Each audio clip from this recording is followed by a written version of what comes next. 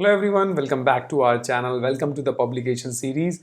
And today we are in a stage to write an abstract because abstract is one of the important section of any section of your career. Because if you are in a graduation, if you are in a post graduation or in a PhD, then you have faced your dissertation, your project work. तो जब भी आप project जाएंगे, dissertation में जाएंगे, you have to compile all your work in an abstract, which is a very tough task. सोचिए thesis होती है इतनी बड़ी 200-500 पेजेस की और उसके बाद उसका एब्स्ट्रैक्ट होता है 1 से 2 पेज का. पेपर होता है 20-30 पेजेस का और उसका एब्स्ट्रैक्ट होता है 1/3 पेजेस का. सो एब्स्ट्रैक्ट एक पेपर का ब्यूटिफिकेशन होता है, एक कंक्लूजन होता है, एक निचोड़ होता है. सो you must be very careful while finalizing your abstract because abstract will decide कि अंदर क्या है. बोलते हैं ना कि आप अपने गेट को इतना अच्छा सजा दो कि उसको देख के ये समझ आ जाए कि घर कितना अच्छा डेकोरेट है या घर कितना अच्छा सिस्टमैटिक है. Got it. तो आज के हम इस वीडियो में ये देखेंगे कि एब्स्ट्रैक्ट क्या होता है, उसके मेन फीचर्स क्या हैं, how you will finalize your abstract and the basic components of the abstract with an example. So let's get started. So see, in my career मैंने PhD के अंदर फिनिश करने से पहले अराउंड 40 पब्लिकेशंस किए होंगे और उसके सभी के एब्स्ट्रैक्ट मैंने फाइनलाइज किए. सो यू कैन अंडरस्टैंड कि मैं एब्स्ट्रैक्ट के लिए तो इतनी मास्टरी होनी चाहिए because once you are going to start your thesis writing और anything else, abstract is your last step. So what is an abstract? पहले तो हम ये बात करते हैं एब्स्ट्रैक्ट है क्या. आप किसी भी पेपर में देखे होंगे, like once you will read the paper के सबसे पहले पेज पे ही आपको ऊपर टाइटल दिखता है और टाइटल के बाद एक पैराग्राफ होता है. सो उसको हम बोलते हैं abstract. So this is in title and this is in abstract. तो हमारा एब्स्ट्रैक्ट क्या है? ये पार्ट. सो इस एब्स्ट्रैक्ट को देखने के बाद हमको ये पता चलता है कि what is inside the paper, is that useful और नॉट. तो आप जब एब्स्ट्रैक्ट को देखते होंगे, it can be in a 2 part. May be जो फर्स्ट पार्ट है, जब आप एब्स्ट्रैक्ट पे आपकी नज़र पड़ती होगी, सो वो एक कॉन्टिन्यूअस फ्लो में होता होगा. तो आप उसको देखते होंगे, इट्स लाइक अन पैराग्राफ. दूसरी जगह अगर आप कुछ एब्स्ट्रैक्ट्स को देखते होंगे तो वो लाइक पहले बैकग्राउंड लिखेगा 1-2 लाइन, देन ऑब्जेक्टिव लिखेगा 1-2 लाइन, मीन्स ये डिवीजन में होता है. फिर मटेरियल मेथड्स होंगे, then results and discussion. Got it. So it may be in a single part, in a single like a 1 paragraph, or it can be in a bifurcation in separate part. So आपको abstract समझ में आ जाना चाहिए. This is an abstract and this can be in a 2 part. अगर वो single paragraph में है तो you have to identify which section reflecting which sector of your manuscript और योर थीसिस और योर डिसर्टेशन. चलिए तो हम नेक्स्ट स्टेप पे देखते हैं कि एब्स्ट्रैक्ट के बाद what are the features of an abstract, और I can say what are the ideal features of an abstract. तो पहली चीज़ कि एब्स्ट्रैक्ट जो है वो बहुत ही इंफॉर्मेटिव होना चाहिए एंड सारी इंफॉर्मेशन जो उससे रिलेटेड है, अगर मैं फर्स्ट बात की बात करूं, सो सब इंफॉर्मेशन उसके अंदर आ जाना चाहिए. ऑल द मेजर इंफॉर्मेशन जिसके बेसिस पे आप पब्लिकेशन रीड आउट कर रहे हो, इसके बेसिस पे आप पब्लिकेशन पढ़ोगे या लिखोगे. So all the major information must be included in that abstract. Now the second is it must be concise. ये सबसे बड़ा प्रॉब्लम है सबका, because if you are going to concise some lengthy work, then it is very difficult कि मैं क्या select करूं और क्या छोड़ूं. So selection or rejection from the part which you are going to select is very important. So you have to select very carefully. Got it? अगर आप इसको select नहीं कर रहे हैं important sections को, then it is very difficult to finalize your abstract. So the second important feature is it must be concise. और concise भी कितने में? या तो ये होगा 150 से मैक्सिमम 300 वर्ड्स में. कुछ जर्नल्स में 150, then 250, 200 or maximum 300. So you have to concise your part in this much of words.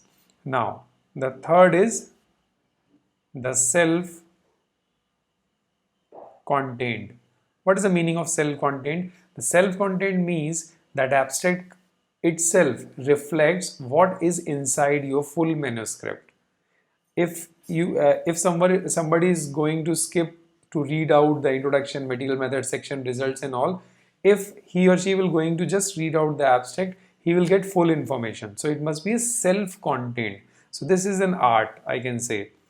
And the last thing is you will be finalized your abstract in the last.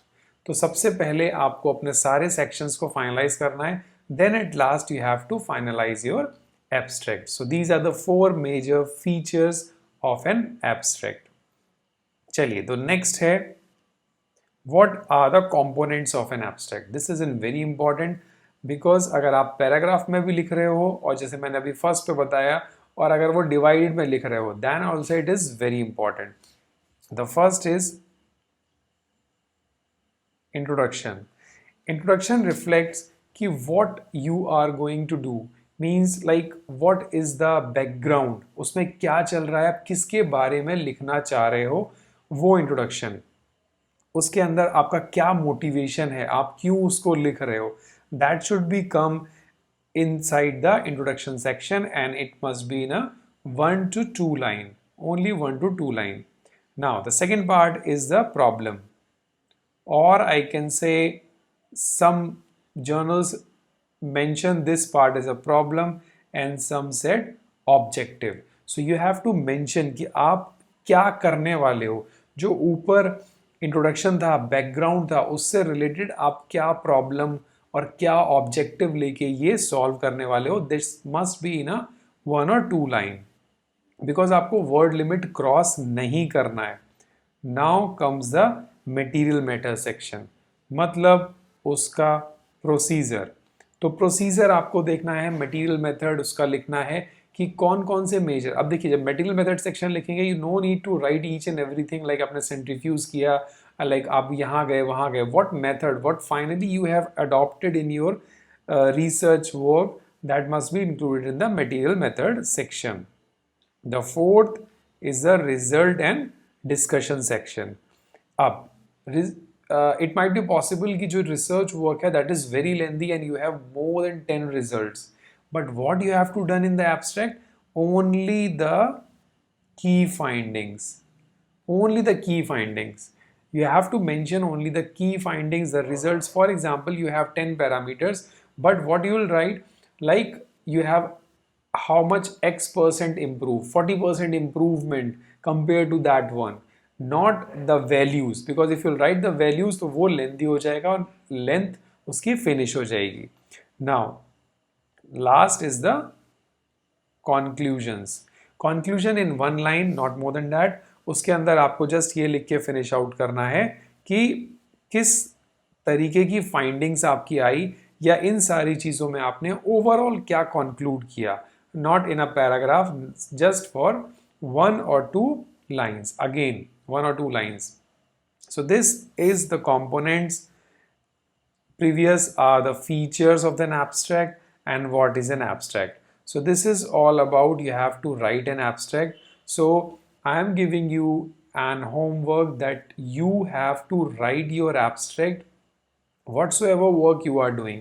देखिए हो सकता है आप research work का abstract लिखो, हो सकता है आप रिव्यू का एब्स्ट्रैक्ट लिखो, मे बी आपका डेजर्टेशन हो उसका एब्स्ट्रैक्ट हो, और आप कोई रिसर्च प्रपोजल लिख रहे हैं.